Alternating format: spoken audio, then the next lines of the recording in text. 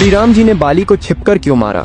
इसके पीछे का सबसे बड़ा कारण हनुमान जी ही थे। आखिर ऐसा क्या हुआ था कि श्री राम जी को बाली को छिपकर मारना पड़ा? और क्या श्री राम जी भी डरते थे कि अगर वो बाली के सामने गए तो बाली उनकी आधी शक्ति हर लेंगे और कहीं बाली उन्हें हरा न दे? और इस कहानी में हम ये भी जानेंगे कि क्या हुआ जब बाली ने हनुमान जी को युद्ध के लिए ललकारा। तो चलिए शुरू करते हैं आज की कहानी। कथा में आगे बढ़ने से पहले बाली के बारे में कुछ बातें आपको जान लेना चाहिए। कथाओं में ऐसा कहा गया है कि बाली इंद्र के धर्मपुत्र थे और इंद्रदेव से ही उन्हें एक अजेय माला मिली थी जिसे पहनकर बाली की शक्तियां 1000 गुना बढ़ जाती थीं।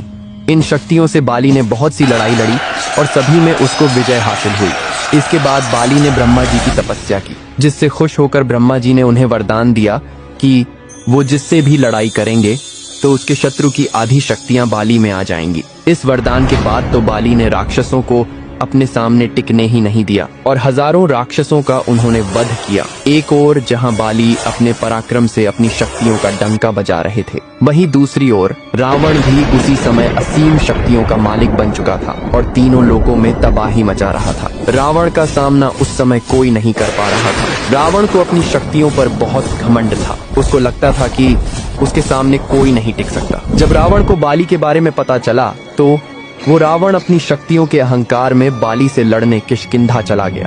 पर रावण को ये नहीं पता था कि बाली के सामने जाने पर उसकी आधी शक्तियां बाली में समा जाएगी और रावण किष्किंधा में जाकर बाली को लड़ाई के लिए ललकारने लगा। रावण की ललकार सुनकर बाली बाहर आ गया, जिसके बाद रावण ने बाली को युद्ध के लिए चुनौती दी। बाली ने रावण की चुनौती स्वीकार कर ली और इसके बाद दोनों में भयंकर युद्ध शुरू हो गया। लेकिन बाली को मिले वरदान के कारण रावण की आधी शक्तियां बाली में समा गईं, जिससे बाली ने रावण को युद्ध में हरा दिया।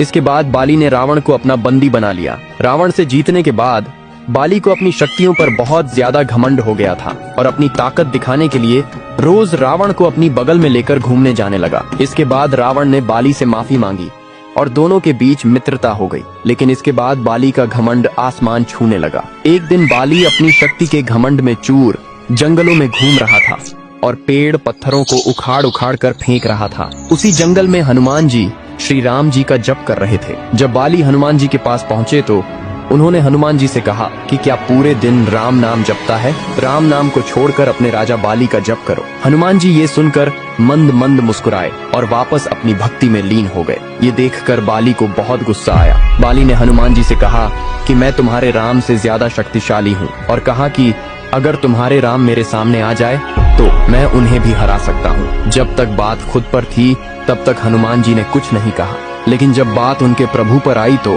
हनुमान जी नहीं रुक पाए और बाली से कहा कि हे वानर राज, मेरे प्रभु श्री राम जी से लड़ने से पहले क्या आप उनके इस दास हनुमान से लड़ना चाहेंगे? अपनी शक्तियों के घमंड में चूर बाली हनुमान जी से लड़ने को तैयार हो गए और बोले, कल भोर होते ही हम युद्ध क्षेत्र में मिलेंगे। ये कहकर बाली अपने कक्ष में चले गए और हनुमान जी वहीं राम नाम जप में लग गए। जब ब्रह्मा जी को इस बारे में पता चला तो वे हनुमान जी के पास गए और हनुमान जी से कहा कि वो ये युद्ध न करे। हनुमान जी ने ब्रह्मदेव जी को नमस्कार किया और बोले कि हे ब्रह्मदेव, जब तक बात मेरे तक थी तब तक मैंने कुछ नहीं कहा, लेकिन अब बात मेरे प्रभु पर आ गई है, मैं ये लड़ाई अवश्य करूंगा। ये सुनकर ब्रह्मदेव जी ने हनुमान जी से कहा कि हे हनुमान, ठीक है, आप युद्ध करो, लेकिन कल युद्ध में आप अपनी शक्तियों का सिर्फ 10वां हिस्सा ही लेकर जाए।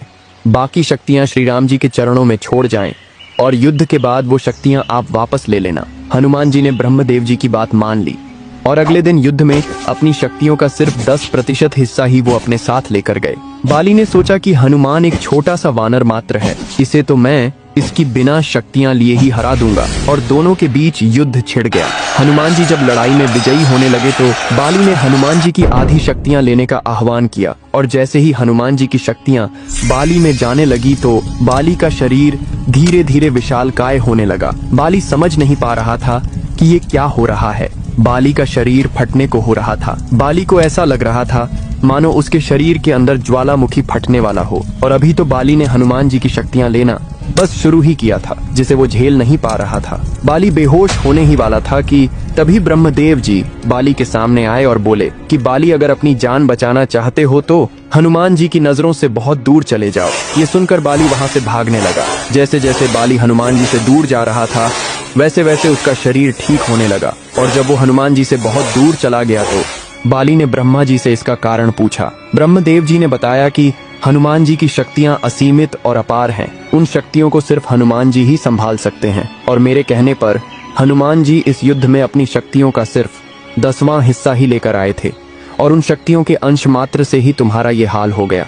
सोचो, हनुमान जी अगर अपनी पूरी शक्तियों के साथ आते तो तुम्हारा क्या हाल होता। ब्रह्मदेव जी की बातें सुनकर बाली को अपनी गलती का एहसास हुआ और उसका घमंड चूर चूर हो गया। इसके बाद बाली ने हनुमान जी से माफी मांगी और हनुमान जी से कहा कि हनुमान जी, आपके अंदर असीमित शक्तियां हैं, लेकिन फिर भी आप इतने शांत कैसे रहते हो। और ये कहकर बाली हनुमान जी से माफी मांगने लगे। हनुमान जी ने कहा कि अगर माफी मांगनी ही है तो प्रभु श्री राम जी से मांगिए, मैं तो उनका एक छोटा सा भक्त हूँ। और ये कहकर हनुमान जी ने बाली को अपने गले लगा लिया। इसके बाद बाली श्री राम नाम का जयकारा लगाने लगे और ये युद्ध शुरू होने से पहले ही खत्म हो गया। अब बात करते हैं श्री राम जी ने बाली को छिपकर क्यों मारा। दरअसल इसके पीछे के कुछ तथ्य रामायण में लिखित है। श्री राम जी सुग्रीव को अपना मित्र बना चुके थे और उन्हें वचन दे चुके थे कि वो बाली का वध अवश्य करेंगे, क्योंकि बाली के पापों का घड़ा भर चुका है और क्षत्रिय होने के नाते उनको ये आदेश था कि अगर कहीं भी कोई पाप करता है